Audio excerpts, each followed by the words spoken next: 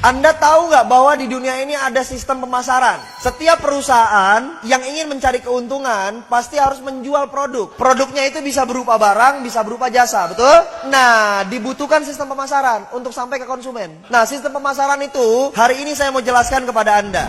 Oke, saya mau kasih tahu sama teman-teman. Di dalam dunia bisnis, ini dibagi menjadi beberapa jenis. Yang pertama adalah bisnis konvensional. Yang kedua adalah bisnis multi-level marketing. Yang ketiga adalah bisnis money game. Nah, supaya kita nggak kejebak, saya mau bahas dulu yang pertama di money game. Anda tahu money game itu apa? Artinya, money, uang, game, permainan, berarti permainan uang. Banyak nggak yang nembak Anda? Ini money game ya? Jangan-jangan ini bisnis putar-putar uang orang, betul?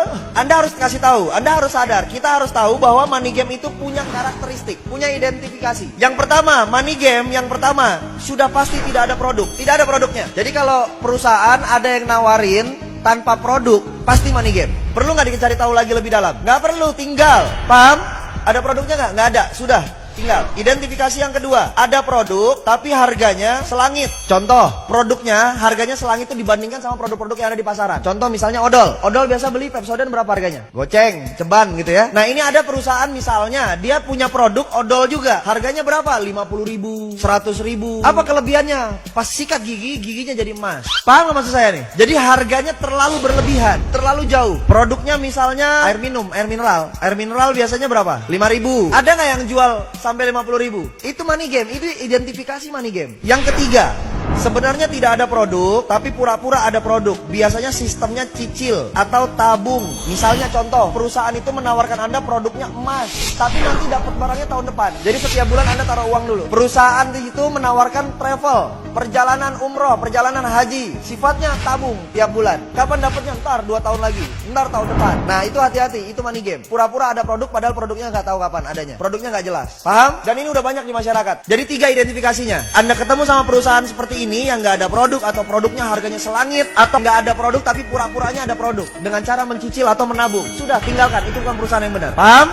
Oke. Kemudian konvensional, ini yang terjadi di sekitar kita. Pasti ada warung atau toko di sekitar Anda, betul ya? Nah, konvensional ini sistemnya begini. Semua perusahaan, tadi saya bilang, semua perusahaan pasti sifatnya melakukan penjualan, betul? Yang dijual apa? Produk. Nah, barang tersebut pasti diproduksi dulu kan? Di mana? Pabrik. Dari pabrik, apakah langsung ke konsumen? Tidak. Dia lari dulu ke distributor besar. Dari distributor besar, dia lari lagi ke distributor kecil. Dari distributor kecil, dia lari lagi ke agen-agen. Dari agen, dia lari lagi ke warung-warung atau toko. Dari warung-warung, baru dia lari lagi ke konsumen.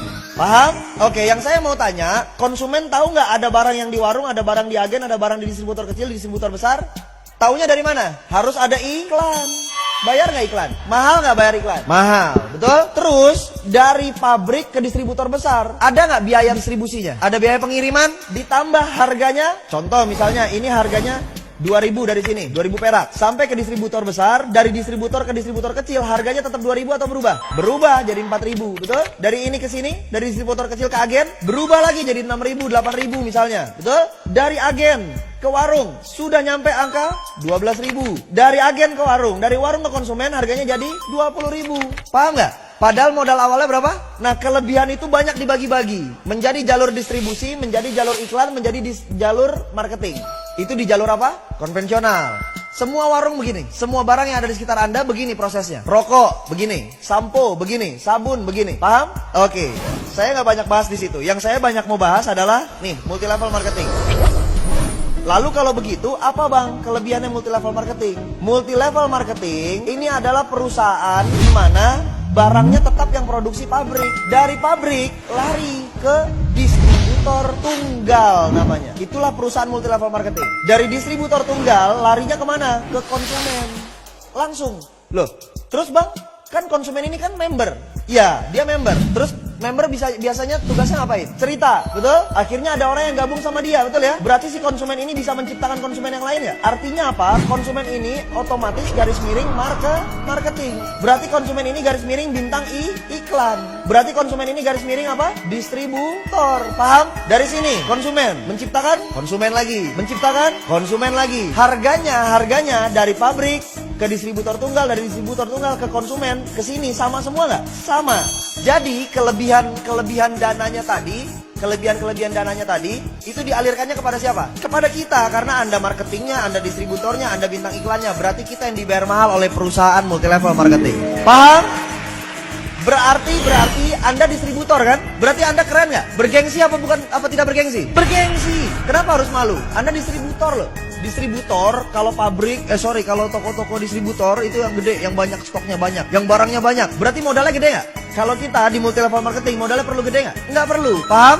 Oke, satu kelebihan lagi yang saya mau bahas. Anda lihat, Anda perhatikan. Biasanya jumlah barang yang dimiliki konvensional dari pabrik, dia ngoper ke distributor besar ini biasanya bersyarat. Artinya paket besar. Anggap misalnya 10.000 piece. Begitu sampai turun ke distributor kecil, ini turun menjadi 2.000 piece. Dari sini turun ke agen misalnya 500. Ke warung-warung misalnya 100. Ada batasan jumlah barang yang dikirimin, stoknya. Berarti pertanyaan saya begini, si warung ini bisa nggak lebih kaya daripada agen? Nggak mungkin orang jualannya cuma 100 tiap hari. Agen jualannya 500 tiap hari. Mungkin nggak dia lebih kaya daripada ini? Tidak mungkin. Agen mungkin nggak lebih kaya daripada distributor kecil? Tidak mungkin. Distributor kecil mungkin nggak lebih kaya daripada distributor besar? Tidak mungkin. Betul?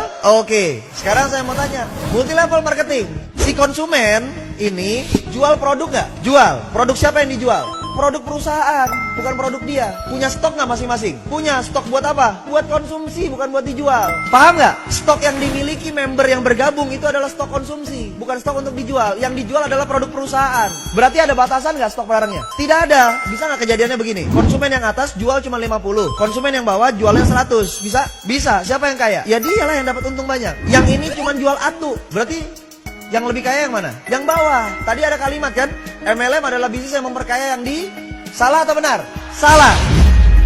Karena justru multilevel marketing lah yang melawan konsep bisnis memperkaya yang di atas. Kalau konvensional, udah pasti yang atas yang lebih kaya. Kerja di kantor, udah pasti yang atas yang lebih kaya. Gaji staff sama manajer gede mana? Berarti itu yang memperkaya yang di atas. Kalau multilevel marketing, tidak memperkaya yang di atas sama sekali. Oke, berarti kita harus bangga dari perusahaan multilevel marketing. Berikan aplaus yang luar